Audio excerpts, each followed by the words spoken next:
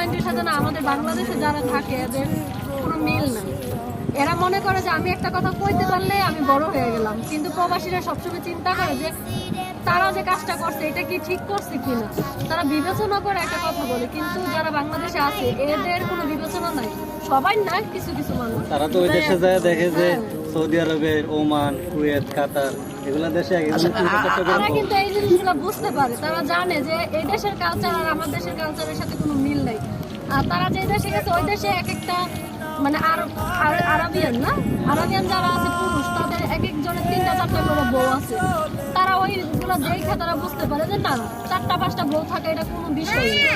এই কারণে তারা ভালো ভালো comment আমি লাইভ নিজেও দেখি, লাইভে নয়ন ভাইকে একটা কথা সবাই বলে, ঠিক আছে, সেটা হচ্ছে উদ্দেশ্য হচ্ছে কাকুলি, কিন্তু মেইন সোর্স হচ্ছে নয়ন, যে বলে যে বড় বউ অনেক